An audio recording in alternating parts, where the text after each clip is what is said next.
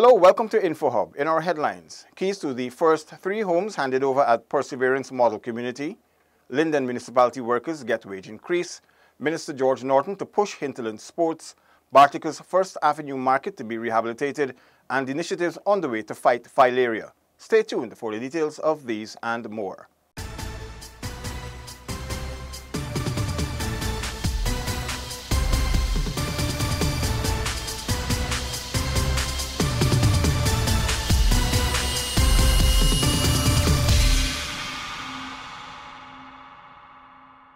Now for the details. Keys to 3 homes at Perseverance on the east bank of Demerara were handed over today. Seneca Thorne has this report.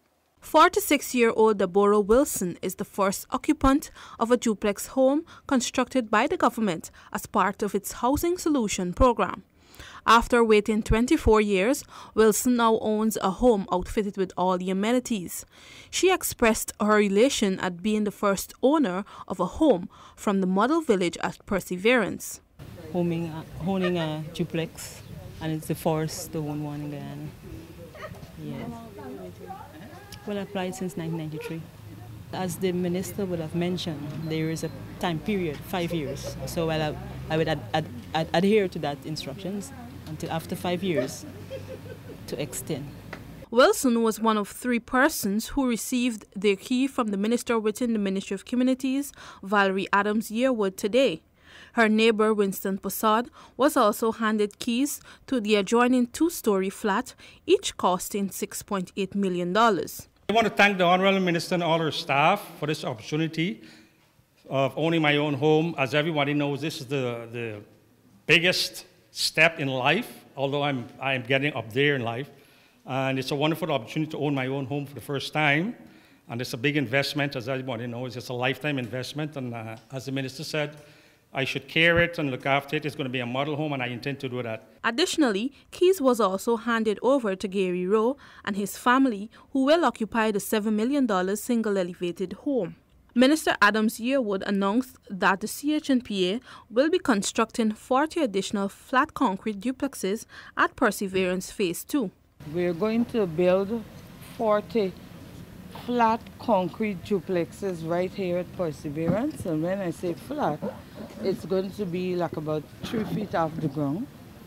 And we're currently awaiting the contractor's performance bond to have the contract signed.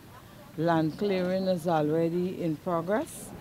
These homes will be built at a cost of $540 million and will be sold for $7.1 million, $6.8 million for the homes and $300,000 for the land. Seneca Thorne for InfoHub. The Lynden Mayor and Tongue Council highlighted plans for the 2018 Tongue Week. Crystal Stoll tells us more.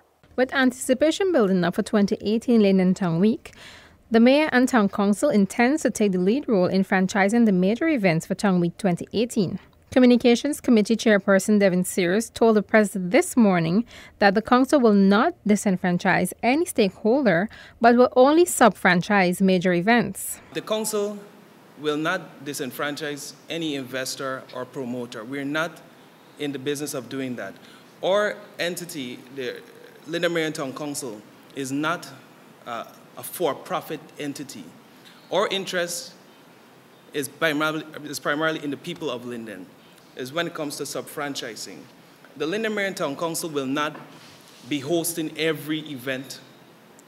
Our main goal primarily will focus on social development activities, family-oriented activities. But when it comes to signature events, we are going to be sub-franchising those.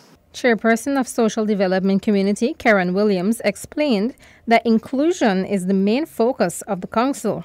One of the major pillars under which, and the premise under which we seek to move forward with Lynden Tongue Week is to ensure that every Lyndener, every partner, every stakeholder is given an equal opportunity to actively participate in this process.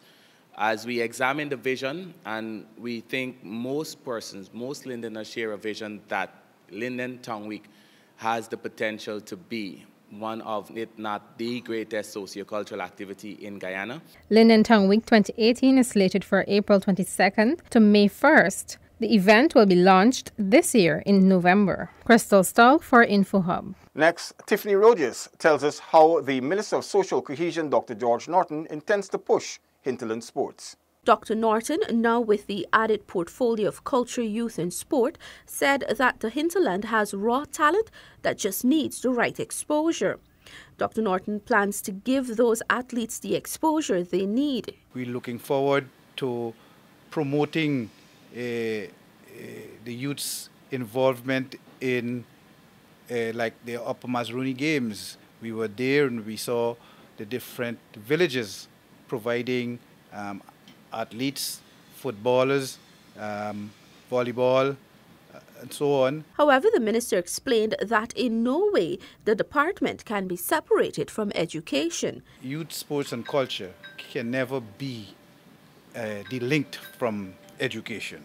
While they might not be directly involved, or that the Minister of Education would be able to focus more on education, we would want our sportsmen, we would want our youths to have full access to education and to improve on the level of education, to have all the opportunity. It must be made available to them and they must be able to utilize whatever opportunity is presented to them. The minister indicated that in assuming the new portfolio, a number of changes will be made. One of those, he said, is the 2018 budget for the two departments, which he will head. Budget allocation is one such change where we have to make some adjustment. We will take on board what youth, sports and culture would have had, what the Ministry per se of Social Cohesion has in plan, and to see how best we can put them together rather than duplicating let's say, line items or expenses. Dr. Norton takes full responsibility of the Department of Culture, Youth and Sport on September 1. For InfoHub, Tiffany Rogers. Effective from September 1, workers of the Lynden Mayor and Town Council will receive a 10% wage increase. Here is Crystal Stull once again. Effective July 1, 2015, the minimum wage for public servants was increased from $39,540 to $50,000, 26.4% increase. However, the municipality of Lynden was under financial constraints, and effective from September 1, 2017, Mayor Carwin Holland announced that after many years, workers will now benefit from a 10% increase in wages. We've reached the 10% as of next month. Increase in salary, which will put our the workers who are below minimum wage for many long years. We've finally reached there, so they're now working at minimum wage. The salary increase will be effective across the board from September 1, 2017. Many workers within the municipality are underpaid, with some taking home a mere $35,000. The mayor said the increase is a move in the right direction as Lyndeners will be able to attain a better life. Hopefully, we can go further and make life comfortable for our 100+ employees. Crystal Stull for InfoHub. Zanil Williams now tells us why the Bartica Market on 1st Avenue will be rehabilitated come October. The project is in keeping with the township's Clean Green Environment project, Mayor Gitford Marshall explained. He said that the reason for the rehab works is due to the current infrastructure that houses the market. If you go there to 1st Avenue at the moment, you will notice that it looks like a bond, right? We are just this zinc sheet and this concrete, and it looks like a place where you store stuff. You won't believe it's a place that people actually sell there. So we want to transform that entire market. And that project should begin sometime in October. We're presently going through the bill of quantities and other aspects of that initiative. The township received a $15 million subvention from the Ministry of Communities, which will be used to transform the area. The mayor noted that more money will be spent next year to complete the project. On completion, you can expect almost a brand new market in terms of appearance, in terms of looks.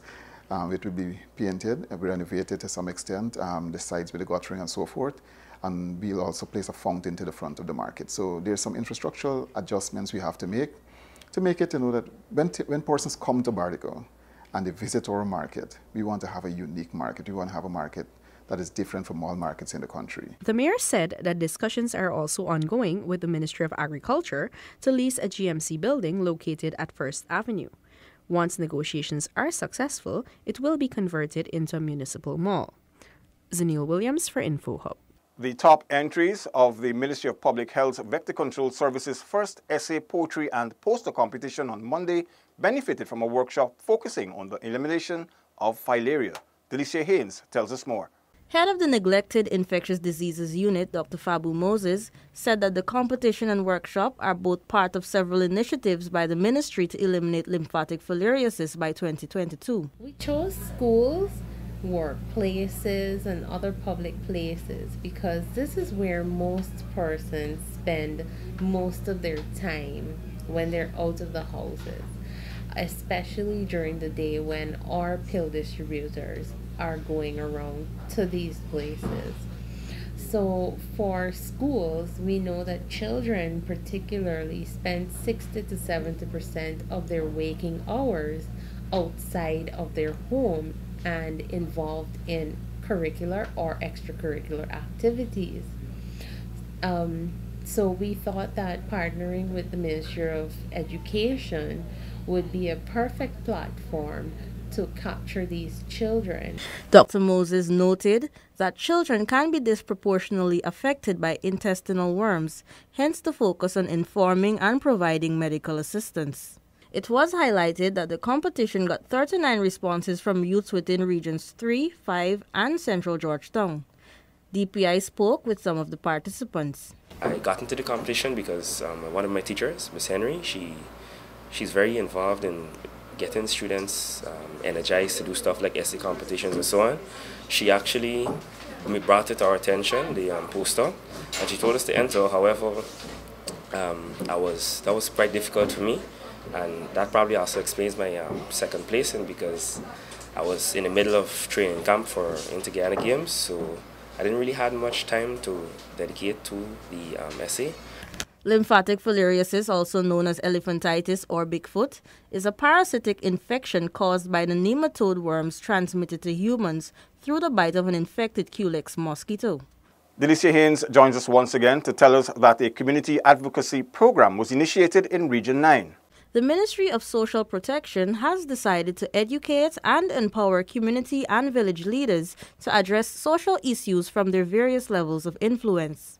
Social Services Director Wentworth Tanner explained that the program will be piloted in Region 9. We have done individual programs where persons were going to learn about child abuse or persons were going to be trained on domestic violence or on human trafficking.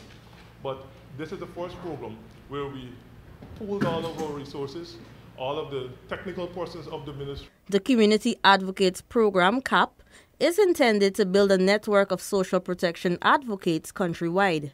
This network will strengthen communities' response to social issues while empowering them. Given the magnitude of these issues, we would not be able to adequately address them even if we had 10 more officers in the region.